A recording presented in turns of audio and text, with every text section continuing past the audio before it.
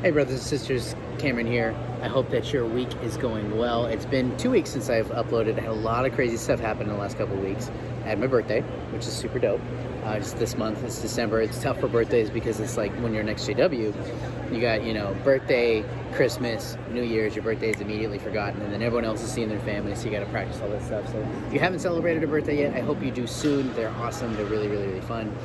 And I'm just giving you an update on a couple of things. One thing is SB 360, the piece of legislature that we brought into the state capital of California, Sacramento, earlier this year. Some updates on that, and I also want to get your opinion on what you wanted to see for the next month.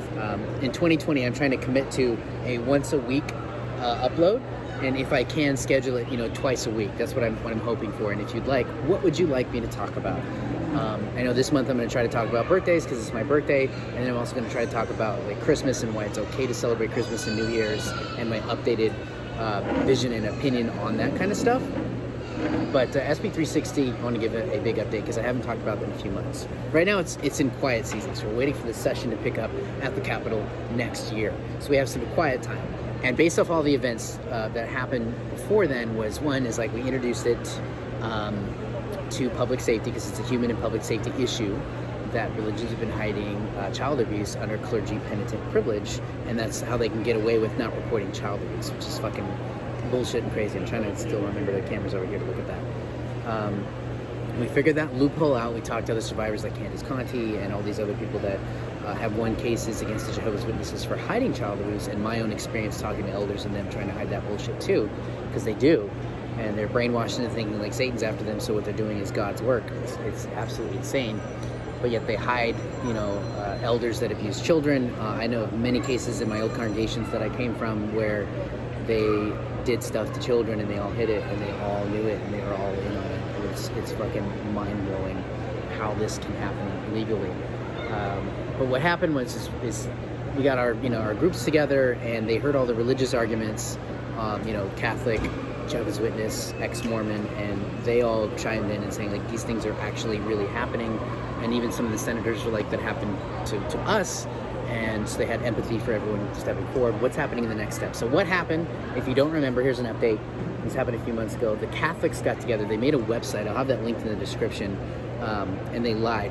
They lied about their members, saying that we were trying to infringe on religious rights and confession, and which is not the truth at all. We were trying to say hey, if someone comes forward in a confessional or not a confessional, or to a priest or a pastor or an elder, that they need to do the right thing and launch an investigation and tell the authorities. And instead, they lied and said we were infringing on religious freedom, and they got a bunch of signatures, over 140,000 signatures from a pre-written letter, and they stopped the progress of the bill temporarily. Now, the very good news is this bill has gained a lot of attention, a lot of speed. Next year, we're going to need more of it from you guys because we're working on this together.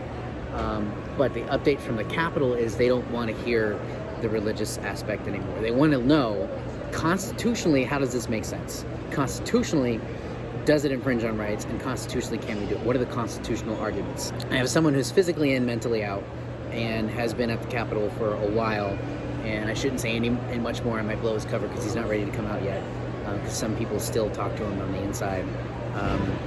Point of view, and this person is the I'm the talking face for this, and I will be going over constitutions and stuff and how to get active and more involved in that to get more and more support, because we're going to need it for next year. As an XJW activist, this is what I pride myself on, actually giving a shit and doing, not just talking about it and being hey, we're fucked up and they're fucked up and you're fucked up. Yes, that's a huge part of it, and I'm extremely blunt, and I feel like I can fill that gap in the XJW community, but I actually want to do shit. I want to go out with a legacy. I want you to show up at my funeral because you knew that I gave them the most to the community and did the most. So that's what we're doing. So constitutionally, they want to hear what happened, not what happened, but how can we make this argument sound constitutionally, which is not that much of an argument. It is an argument, and we have to, because the religions, when we turn our back and they use the money that people give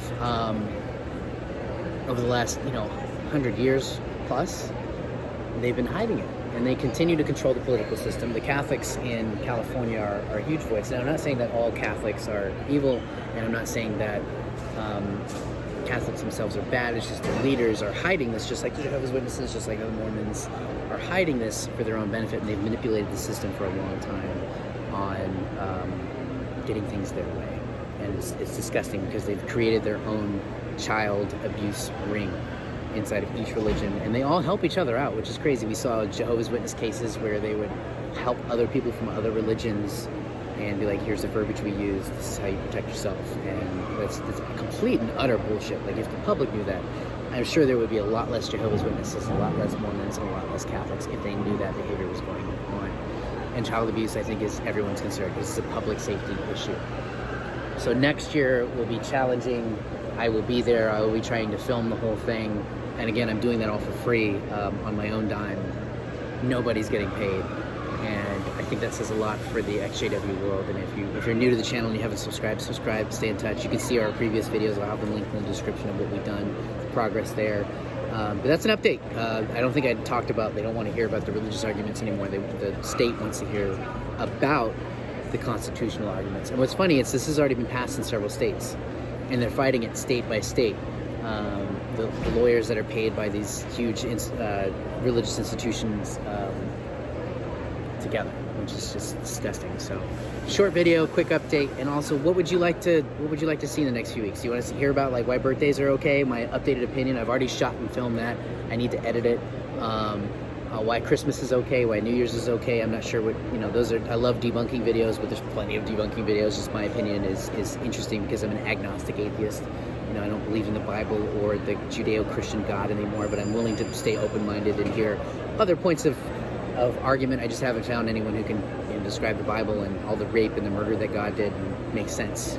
And if you have questions about that, see my videos before in my channel. I've got plenty of them that kind of debunk the Bible. But I really do hope that you guys are doing well. My brothers and sisters, I love you all. I am the most active on Instagram. I actually run polls there several times a month where you can ask me questions, and I do really quick spitfire answers. A lot of people are like, what do I do?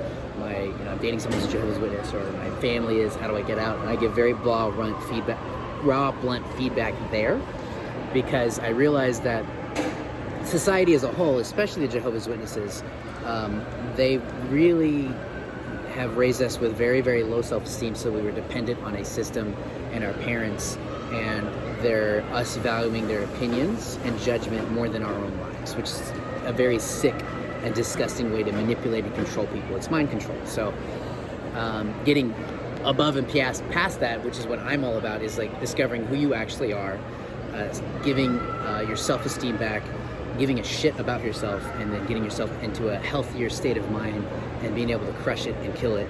And if you're not following me on TikTok, get on TikTok. There's a ton of XJWs on there. I'm trying to be the one that's like, I have a lot of comedy on there where I make fun of our old lives and make fun of our situations, and use a lot of colorful language and stuff like that in a joking way. So if you have a sense of humor and you're not soft, I think you'll like it. Cameron Fader at all of the handles. You can find me on Instagram, TikTok, and Facebook, which I really need to double down on and get that going. Yeah, brothers and sisters, I love you all. Instagram, Cameron Fader, TikTok, Cameron Fader. Come say hi, and I will be there. I'm looking forward to you saying hi. Send me a message. It does take me a while to respond because I'm inundated with paragraph and paragraph long messages. They're just like open up their whole lives. Just know that I'm not a therapist, but I can give quick advice sometimes, or just say hi. That's always appreciated, because like no one's making any money from this, and it's always nice to know that you guys are there supporting us. So brothers and sisters, I'm looking forward to 2020. It's going to be even more stronger year. I've doubled down on the amount of videos I'm putting out through 2020 or 1990. Whoa, I can't talk. I'm double down on the videos that I put out this year from 2019 and 2020. I'm going to try to double and triple what I'm putting out already, so I can give you the most content. Because whether you're getting out, moving on with your life, building back your self-esteem, identifying the key behaviors that have an impact on your life, and then also realizing the techniques. It's beyond what I can see from other XJWs pointing out. Like, I'm taking you back on what I've learned from therapists and real life advice and people that I look up to that have no idea about XJWs. It's been a huge fucking impact, and you can really change your mindset, still be you, but become the best version and the strongest version of you. And that's what I'm all about, is undoing the unfuck yourself, stop being a weak ass little bitch, and taking control of your life. Brothers and sisters, I will see you in the